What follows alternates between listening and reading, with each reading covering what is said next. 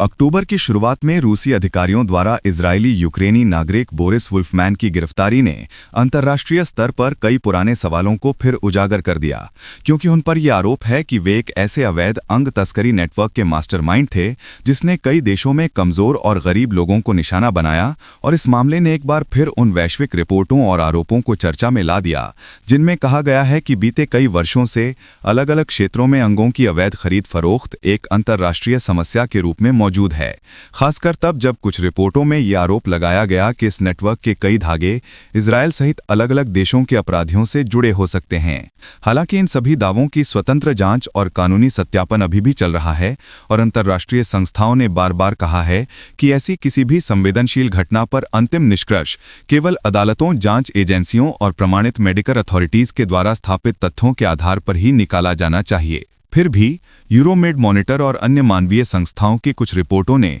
अपने दस्तावेजों में गंभीर आरोपों का उल्लेख किया था कि 2023 के अंत और 2024 की शुरुआत में गाजा युद्ध के दौरान अस्पतालों और सामूहिक कब्रों से कुछ शवों के हटाए जाने को लेकर परिवारों और स्थानीय समुदायों में गहरा आक्रोश फैला, क्योंकि कई परिवारों का कहना था कि उन्हें अपने प्रियजनों के शव बहुत देर से और खराब स्थिति में मिले, जिसकी वजह से वे सही ढंग से पोस्टमार्टम भी नहीं करा पाए। जबकि अंतर्राष्ट्रीय मानवीय कानून, खासकर 1949 का चौथा जिनेवा कन्वेंशन, मृत नागरिकों की गरिमा की रक्षा को अनिवार्य मानता है। इसी संदर्भ में कुछ मानवाधिकार संगठनों ने चिंता जताई कि संघर्ष के दौरान किसी भी पक्ष द्वारा शवों को लंबे समय तक न लौटाना कानूनी और नैतिक बहस का विषय बन जाता है। हालांकि इजराइल सहित किसी भी राज्य द्वारा इन आरोपों को प्रमाणित रूप में स्वीकार नहीं किया गया है और कई सरकारें इन आरोपों को गलत, बढ़ा चढ़ाकर पेश किया गया या राजनीतिक उद्देश्यों से प्रेरित बताती रही हैं। मगर इसके बावजूद यहूदा हिस और अबू कबीर इंस्टीट्यूट से जुड़ी पुरानी जांचों का उल्लेख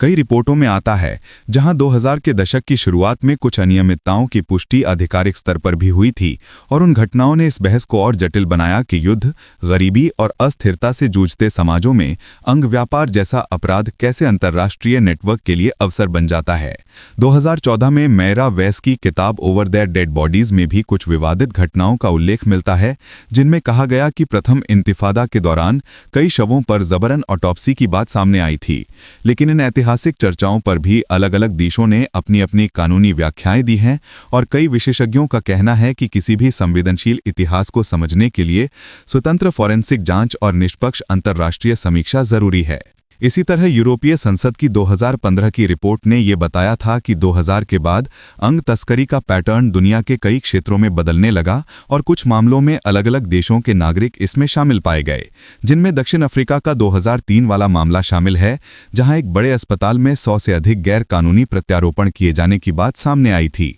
और यह भी दर्ज हुआ कि अधिकांश रोगी इजरायल से थे। हालांकि ये स्पष्ट था कि अस्पताल के स्थानीय अपराधी नेटवर्क, भ्रष्ट मेडिकल स्टाफ और अंतर्राष्ट्रीय दलाल तीनों की मिलीभगत से यह काम हुआ। इसी तरह कोसोवो के मेडिकस क्लिनिक मामले में 2008 में पुलिस ने एक तुर्की युवक के गिरने के बाद जांच शुरू की और पाया कि कथित रूप से वहां कई विदेशी मरीजों का इलाज किया गया था और उन्हें प्रत्यारोपण के दस्तावेज दिए गए थे, जबकि कथित दाताओं को रिपोर्टों के अनुसार बहुत कम पैसा मिला या कई बार कुछ भी नहीं मिला। इन आरोपों में तुर्की डॉक्टर यूसुफ सोनमेज और इजरायली नागरिक मोशे हारेल का नाम भी शामिल था, जो कई देशों में वांछित थे, लेकिन बाद में कानूनी प्रक्रियाओं, राजनीतिक जटिलताओं और प्रत्यर्पण संबंधी प्रक्रियाओं के कारण उन्हें लंबे समय तक सजा नहीं मिली। उसी संदर्भ में बोरिस वुल्फमैन का नाम भी जुड़ा हुआ बताया गया था, जिन्हें कई देशों में खोजा जा रहा था और आरोप था कि वे केन्या सहित कई गरीब देशों के लोगों को धोखे में डालकर उनके अंग अमीर ग्राहकों को बेचते थे, जिनमें रिपोर्टों के अनुसार कुछ खरीदार जर्मनी और इजरायल से भी थे।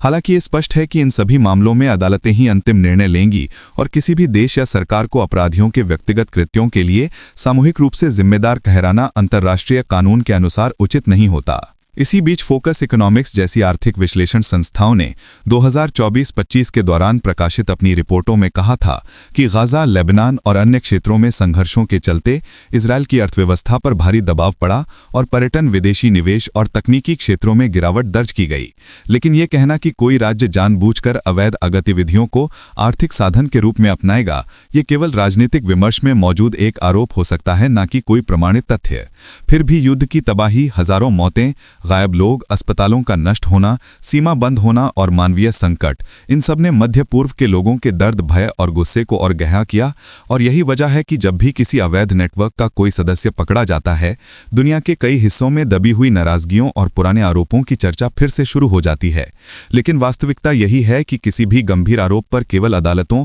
अंतर्राष्ट्रीय मेडिकल विशेषज्ञों और स्वतंत्र जांच आयोगों के निष्कर्ष ही निर्णायक हो सकते हैं, क्योंकि ऐसी स्थिति में गलत जानकारी फैलने का खतरा बहुत अधिक होता है और संघर्ष क्षेत्रों की संवेदनशीलता के कारण फैली अफवाहें किसी भी समुदाय के लिए नुकसानदेह हो सकती हैं। आज जब बोरिस वुल्फमैन पर मुकदमा चल रहा है, कई लोग उम्मीद कर रहे हैं कि अदालतें इस नेटवर्क के हर पहलू की पारदर्शी जांच करेंगी और ये भी साफ होगा कि किन किन देशों से कौन कौन लोग इसमें शामिल थे, ताकि ये वैश्विक अपराध हमेशा के लिए कमजोर हो सके। इसके साथ ही मानवाधिकार संगठन ये भी मांग कर रहे हैं कि संघर्ष क्षेत्रों में शवों के साथ होने वाली हर गतिविधि की अंतर्राष्ट्रीय निगरानी हो, हर परिवार को अपने प्रियजनों का सम्मानजनक अंतिम संस्कार करने का अधिकार मिले और किसी भी पक्ष द्वारा मानवीय कानूनों के उल्लंघन पर पारदर्शी जांच और जवाबदेही सुनिश्चित की जाए। इस पूरी बहस में सबसे महत्वपूर्ण ये है कि युद्ध की भयावहता, मौतों का सिलसिला, अस्पतालों का ढह जाना और लोगों का उजड़ जाना, इन सब से निकलने वाली मानव पीड़ा को केंद्र में रखा जाए और ये सुनिश्चित किया जाए कि किसी भी आरोप पर कोई भी फैसला भावनाओं पर नहीं, बल्कि तथ्य, साक्ष्य और न्याय के सिद्धांतों पर आधारित हो। हालांकि दुनिया आज भी कुछ पुरानी घटनाओं, रिपोर्टों और आरोपों को भावनात्मक रूप से याद करती है, लेकिन हर संवेदनशील विषय पर जिम्मेदारी के साथ बात करना और विश्वसनीय सूचनाओं पर भरोसा करना जरूरी है, ताकि किसी भी समुदाय, धर्म या देश के खिलाफ नफरत या भ्रम फैलने से रोका जा सके। इसी वजह से आज जब बोरिस वुल्फमैन की गिरफ्तारी चर्चा में है, दुनिया भर के विशेषज्ञ ये कह रहे हैं कि ये मामला केवल अपराध, मानव तस्करी और शोषण की वैश्विक समस्या को सामने लाता है। किसी खास देश, धर्म या समुदाय पर सामूहिक आरोप लगाने का आधार नहीं बनना चाहिए, बल्कि ये संकेत देता है कि अंतर्राष्ट्रीय संगठनों, सरकारों और न्यायपालिका को मिलकर ऐसी अवैध गतिविधियों को खत्म करने के लिए और मजबूत कानून और निगरानी तंत्र की जरूरत है, ताकि दुनिया के किसी भी हिस्से में गरीब और कमजोर लोगों को धोखे, शोषण और अवैध व्यापार का शिकार न बनना पड़े।